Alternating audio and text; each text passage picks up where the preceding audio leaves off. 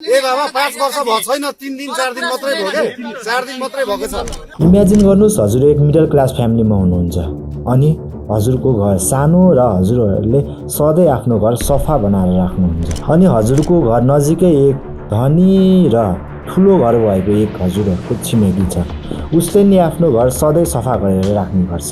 अब के हुन्छ भने हजुरको छिमेकीले चाहिँ आफ्नो घर सफा र स्वच्छ राख्नको लागि आफ्नो घरमा निस्केको सम्पूर्ण फोहोरहरू हजुरको घर नजिकै ल्याएर राख्छ, जसको कारणले हजुरको घरभित्र विभिन्न गन्ध वा हजुरको फ्यामिली मेम्बरहरू बारम्बार बिरामी हुने गर्दछ।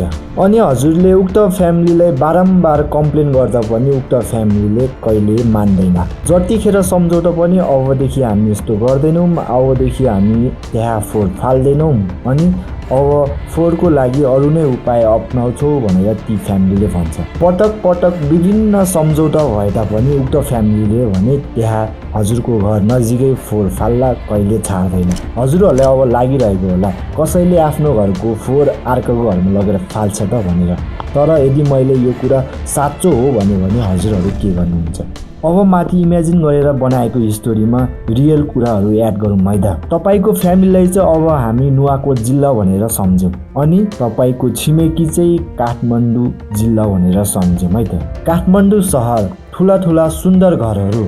अब हजुर नै सोच्नुहोस् त, नेपालको राजधानी सहर जहाँ धेरैभन्दा धेरै मानिस बसोबास गर्छन्, विभिन्न अरू जिल्लाबाट पढ्न वा काम गर्न भनेर काठमाडौँ सहर आएर बस्ने गर्छन्, जसले गर्दा यहाँ आजको समयमा लगभग 25 लाखभन्दा बढी मानिस बसोबास गर्छन्, जसले गर्दा यो सहर धेरै नै पोल्युटेड भइसकेको छ। काठमाडौँ महानगरमा प्रत्येक दिन 1200 मेट्रो टन फोहोर मैलाहरू निस्किन्छ, जसलाई महानगरले नुवाकोटमै स्थित बन्चरे डाँडामा लगेर फाल्ने गरेको छ। काठमाडौँ महानगरपालिकाले यस्तो गर्न सुरु गरेको थियो आजभन्दा लगभग 20 वर्ष पहिले। सुरुमा त महानगरको फोहोर सिस्टो डाँडामा लगेर फाल्ने सम्झौता 3 वर्षको लागि भएको थियो, तर उक्त सम्झौता आज 20 वर्ष हुँदासम्म पनि सकेको छैन। 4-5 वर्षदेखि उक्त सिस्डोल डाँडामा फोहोर फाल्ने ठाउँ नभएको कारण बन्चरे डाँडामा फाल्न सुरु गरेको हो, जसलाई त्यहाँका स्थानीय बासिन्दाहरूले समय समयमा विभिन्न अवरोधहरू गर्दै आएको छ, जसको कारण चाहिँ के हो भने उक्त फोहोरका कारण त्यहाँ विभिन्न समस्याहरू देखा परेको छ। ती समस्याहरूमध्ये खेती उत्पादन कम हुनु, बिरामी हुनु, विभिन्न रोगहरू फैलनु, विद्यालयमा पनि पढाइमा प्रभाव पारेको छ अनि अत्यावश्यक झिँगा फैलनु, श्वास प्रश्वास सम्बन्धी विभिन्न रोगहरू लाग्नु। अझै त्यति मात्र होइन कि सिस्टोल वरिपरिका व्यक्तिले क्यान्सरका कारण आफ्नो ज्यान गुमाइसकेको छ। त्यहाँका केही बासिन्दाहरूका अनुसार त्यहाँ अहिले नदी किनारामा खुट्टा राख्न समेत नसक्ने भइसकेको छ। अझै शवदाह पछि नुहाउने चलन पनि छाडेका छन्, जसको कारण के हो भने छाला सम्बन्धित विभिन्न रोग लाग्न सक्छ भनेर शवदाह पछि पनि त्यहाँका बासिन्दाहरूले नुहाउन छाडेका छन्। यही समस्याहरूका कारण त्यहाँका बासिन्दाले समय समयमा विभिन्न अवरोधहरू गर्दै आएका छन्। उनीहरूको माग यति हो कि त्यहाँका फोहोर मैला व्यवस्थापन गर्नु पर्यो। यस विषयमा धेरै पटक सम्झौता पनि भइसकेको छ। 2 दशकको अन्तरालमा 170 भन्दा बढी पटक सम्झौता भएको छ, तर कार्यान्वयन पनि हुन सकेको छैन। मात्र सम्झौता अवरोध रोक्नको लागि मात्र भएको जस्तो देखिन्छ। हालसालै लगभग 1-2 महिना अघि मात्र तत्कालीन ऊर्जा मन्त्री कुलमान घिसिङले पनि त्यहाँ गएर सम्झौता गरेको थियो, तर उक्त सम्झौता भयो कि भएन भनेर अब त्यहाँका बासिन्दालाई गएर सोध्दा थाहा हुन्छ। काठमाडौँमा स्थानीय तहको चुनाव हुनुभन्दा अगाडि उम्मेदवारहरूको एजेन्डाहरूमध्ये फोहोर मैला व्यवस्थापन पनि एक हो। उनीहरूले फोहोर मैला व्यवस्थापन के गरेर गर्न सकिन्छ भनेर उनीहरूले चुनाव जित्नुभन्दा अगाडि पुरा रोडम्याप सुनाउँछन्, तर उनीहरूले सोच्दैनन् कि चुनाव जितेपछि त्यो गर्न सक्छ कि सक्दैन, कसरी गर्न सकिन्छ उनीहरूले केही सोच्दैनन्, मात्र सपना मात्र देखाउँछन्। आजसम्म यस्तै सपना देखाउने व्यक्तिहरू धेरै थिए होला यो 20 वर्षको अन्तरालमा, तर अझसम्म त्यो सपना पुरा भएको छैन। त्यसैले आजको बाचा र वास्तविकताको एपिसोड 5 मा हामी काठमाडौँ महानगरपालिकाको उम्मेदवारहरूले चुनाव जित्नुभन्दा अगाडि ती विषयमा कस्तो कुराहरू गरेका थिए वा त्यसलाई कसरी समाधान गर्न सकिन्छ भनेर सपना देखाएका थिए भन्ने कुरा सम्झने थियो। विशेष गरी त हामी सबैलाई आशा भएको बालेन्साले के भनेका थिए अनि ती कुराहरू पुरा भयो कि भएन भन्ने कुरा म हजुरहरूलाई छोड्नेछु। सल्युसनको कुरा गरेँ यस्तो जस्तै वेस्ट म्यानेजमेन्ट छ नि, तपाईँको कल्चर योमा पनि विकास भएको छैन क्या। घरदेखि सुरु गरौँ है, सरकारमा पछि आउँछु म। घरदेखि हामीले कहिले सोध्छौँ हामीले त्यो अर्ग्यानिक फोहोर चाहिँ छुट्टै जम्मा गर्नु पर्थ्यो, प्लास्टिक जन्य चाहिँ छुट्टै, अरू सिसा कागजहरू चाहिँ छुट्टै जम्मा गर्नु पर्थ्यो भन्ने त हाम्रो संस्कार डेभलप भएको छैन नि होइन। यो घरदेखि सुरु हुनु पर्थ्यो। तपाईँको फोहोरको ट्रक हुन्छ नि, बाहिरतिर चाहिँ एउटा त्यति तिनवटा चाहिँ छुट्याउँदैनन्, ड्राई र वेट भन्ने हुन्छ। वेट भनेको अर्ग्यानिक भनेर माने उनीहरूले होइन, अनि ड्राई भनेको अरू प्लास्टिक कागज अरू के हुन्छ सिसा यताउति। त्यो 2 दिन चाहिँ, एक दिन चाहिँ ड्राई कलेक्ट गर्न आयो, अर्को दिन वेट गर्न आयो भने त त्यो सेग्रिगेसन भयो नि त। फोहोरलाई त सेग्रिगेसन गर्नु पर्यो नि त, हामीले त छुट्टै गर्नु पर्यो नि। सबै चिज एकै ठाउँमा राख्ने अनि एकै ठाउँमा लगेर थन्काइदिने भएको छ नि त। तपाईँको सोलिड वेस्ट म्यानेजमेन्टको हकमा चाहिँ तपाईँको फोहोरहरूलाई चाहिँ सेग्रिगेट गरेर काठमाडौँमा भ्यालीमा चाहिँ तपाईँको 1200 मेट्रिक टन फोहोर उत्पादन हुन्छ भनौँ न, उत्पादनै भएको थियो होइन। 1200 मेट्रिक टन फोहोरमा 600 मेट्रिक टन चाहिँ काठमाडौँ महानगरपालिकाबाट मात्रै निस्किन्छ। यो तथ्याङ्क चाहिँ पर डेको हो कि पर डेको होइन?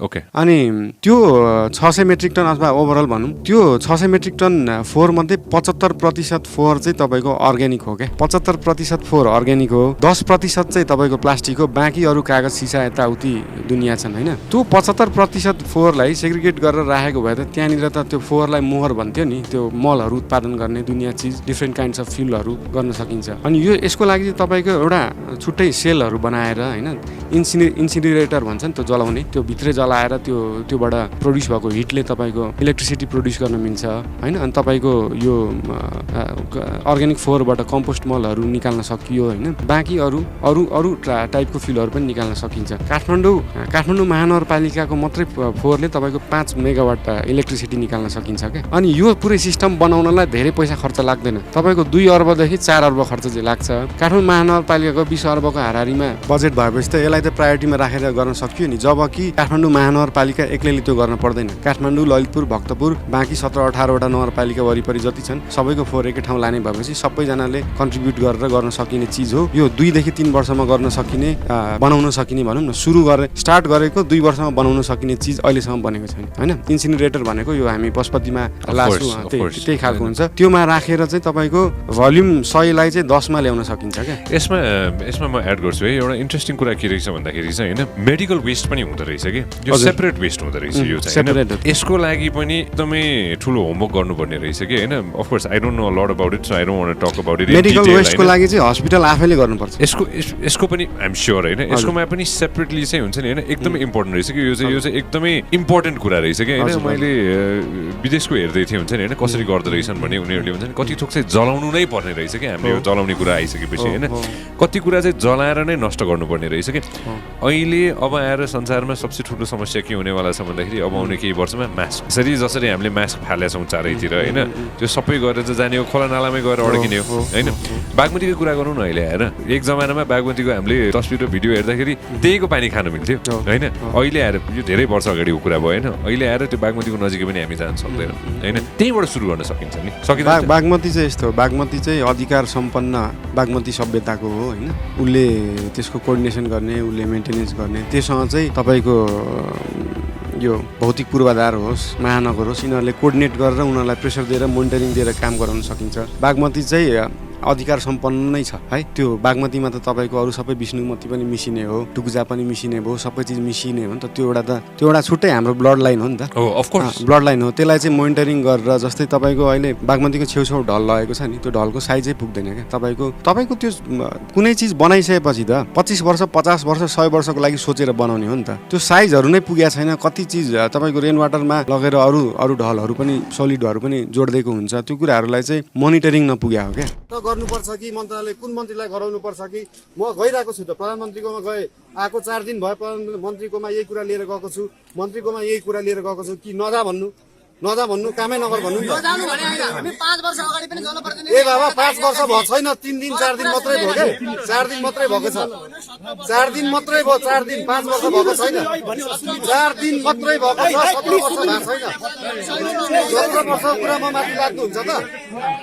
तपाईँको 20 वर्षको कुरा म माथि अहिले एक्लै लादेर हुन्छ त मलाई काम गर्न त दिनु पर्यो नि त मलाई बल्ल 4 दिन भयो मलाई 4 दिन मात्रै भयो मलाई काम गर्न दिनुभयो भने काम हुन्छ म स्वतन्त्र व्यक्ति हो मलाई कुनै पनि पार्टीको केही पनि लाग्दैन अघि सोध्नु भयो साठगाँठ मैले साठगाँठ गरिराख्नु पर्दैन है हजुर है साठगाँठ कोहीसँग गरिराख्नु पर्दैन साठगाँठ गरिराख्नु पर्दैन मैले महानगरको मेयरको पद पनि लिनु पर्दैन थियो पत्रिकामा देख्नै भयो होला 70-80 बिघा के आइरहेको थियो मैले यो जागिर पनि खान पर्दैन थियो म इन्जिनियर हो म आफ्नो काम गरेर बस्न सक्छु म 3.5 लाख महिनाको तलब खाने मान्छे हो होइन मैले यो साठगाँठ कोहीसँग पनि गर्नु पर्दैन कुनै पनि पार्टीसँग सेटिङ मिलाउनु पर्दैन बुझ्नुभयो नि त्यो कुरा चाहिँ सबैजनाले बुझिदिनु पर्यो म स्वतन्त्र व्यक्ति हो मलाई काम गर्न दिनु पर्यो हप्ता दिनमा हुने काम एउटा छन् 1 महिनामा हुने काम एउटा छन् 6 महिनामा हुने काम तपाईँहरूको जनप्रतिनिधिलाई त्यहाँ मन्त्रालयमा कुरा गर्ने वातावरण सहज गरिदिने त्यहाँनिर सम्झौता भएको यो सम्झौता किन भएन गरिदिनु पर्यो भनेर म हिजो पनि गएको थिएँ त हिजो गएर त थाहा भयो त अब यो आज टेन्डर खुल्दैछ एउटालाई टेन्डर पर्छ त्यो 12 किलोमिटरको बाटोको